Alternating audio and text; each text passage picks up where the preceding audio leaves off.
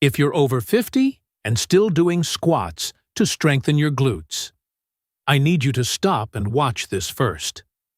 Not because squats are bad exercises. They're not. But here's what most trainers won't tell you. After 50, the way your hips rotate changes. Your lumbar spine carries more load than it did at 35. And your knee joints, especially if you've had any stiffness, past injury, or arthritis, are under significantly more compressive force during a deep squat than most people realize. And yet, your glutes, the largest, most powerful muscle group in your entire body, matter more now than they ever have before.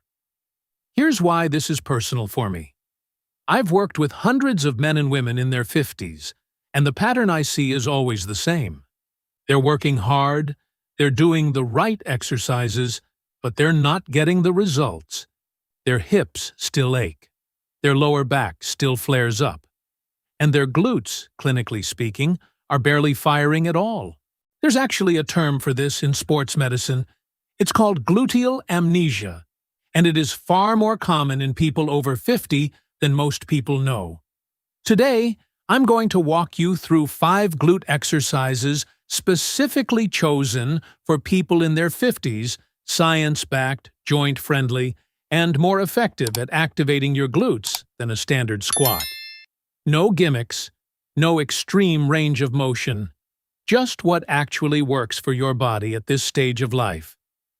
Before we get into the exercises, I want to give you just 60 seconds of context, because understanding why makes everything else click. Your glutes are made up of 3 muscles: the gluteus maximus, the gluteus medius, and the gluteus minimus. Together, they control hip extension, hip abduction, and pelvic stability.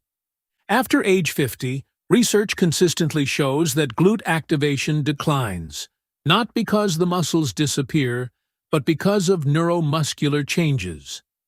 The brain-to-muscle signaling pathway becomes less efficient. In plain English, your glutes stop waking up automatically when you need them. The consequence? Your lower back, your hip flexors, and your knees start compensating. That's where a lot of the pain people experience in their 50s actually comes from, not aging itself, but underactive glutes.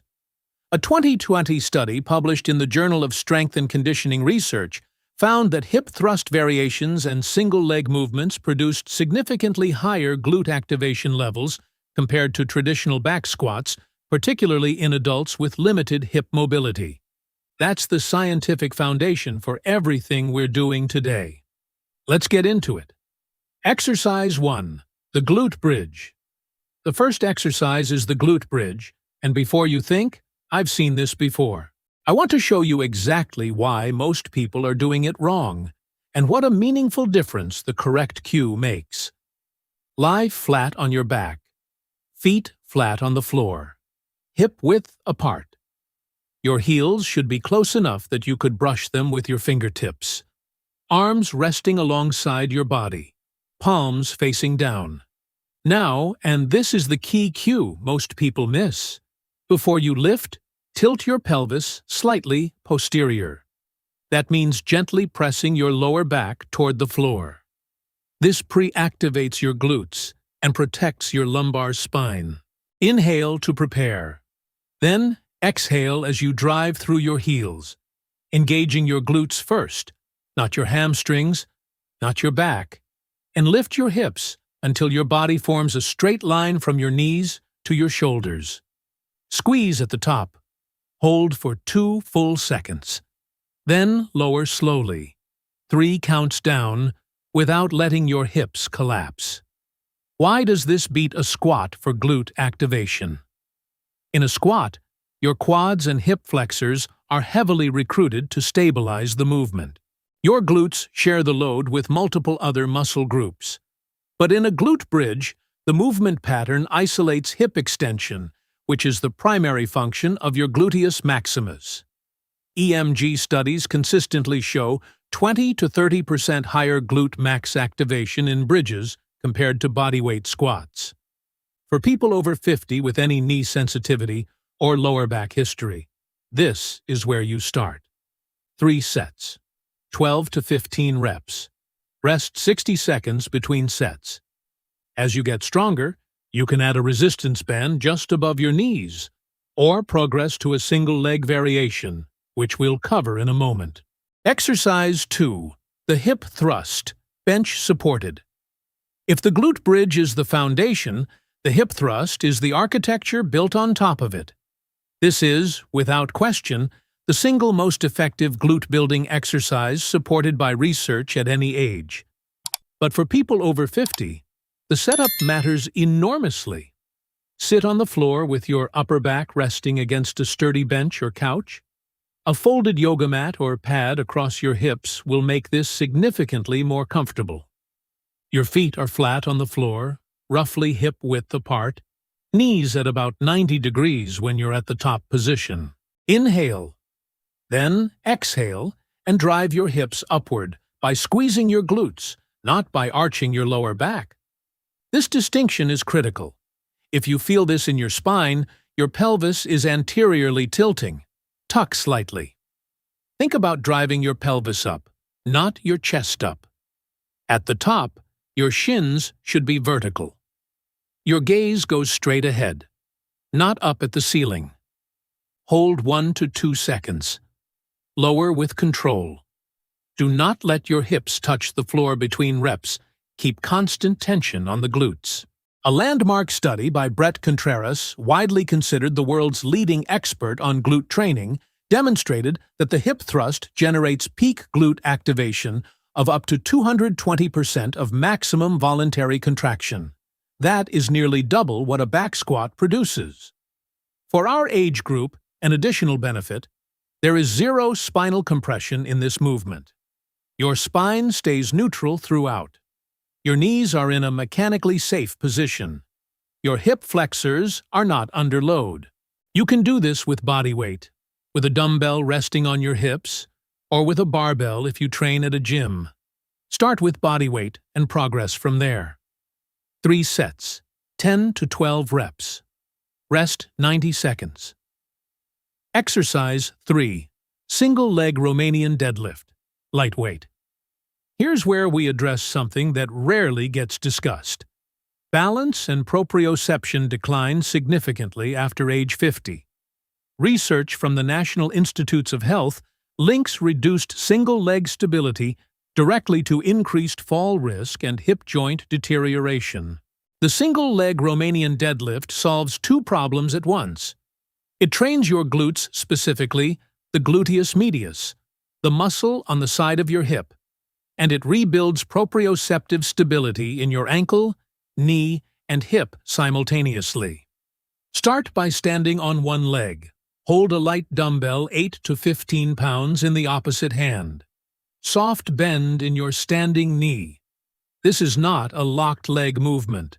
Hinge forward at the hip, like a door swinging open, keeping your spine long and neutral. The dumbbell drops toward the floor. Your back leg rises behind you to counterbalance. Think of your body as a seesaw rotating around your hip joint. You'll feel a stretch in your standing leg hamstring. That's correct. Lower until you feel that stretch. Typically your torso reaches parallel with the floor, then drive through your heel and squeeze your glute to return to standing.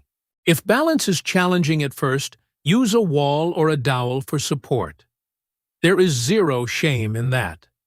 The neurological benefit of single-leg training is present even with support. Build the movement pattern first, then remove the assistance.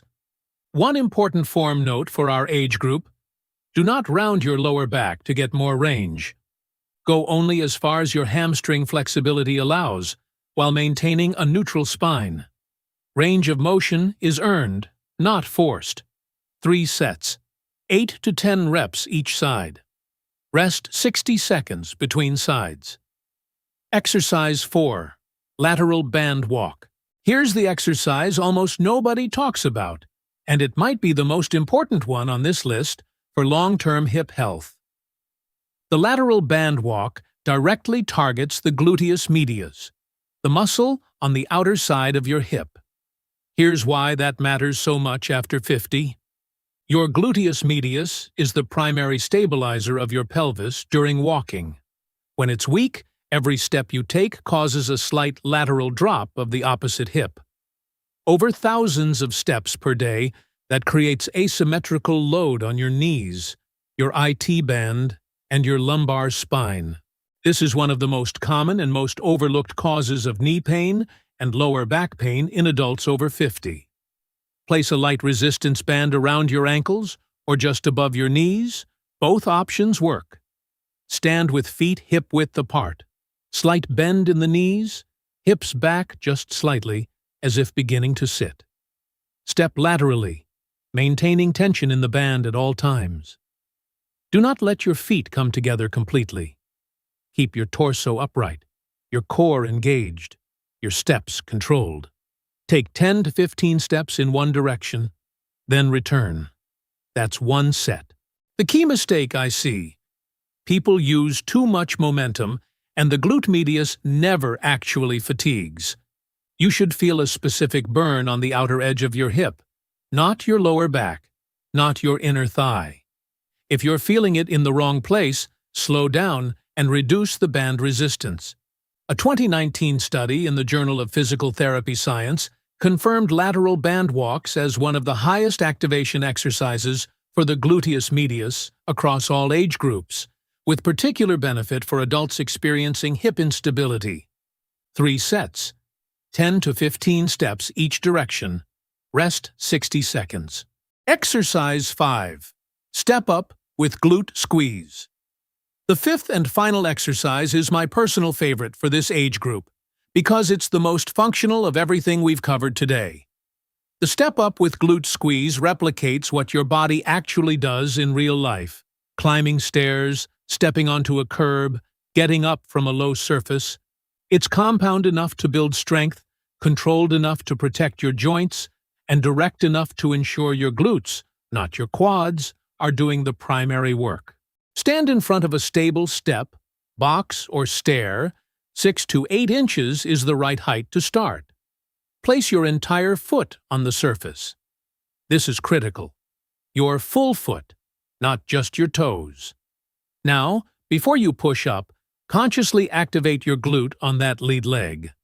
Think about it. Squeeze before you step.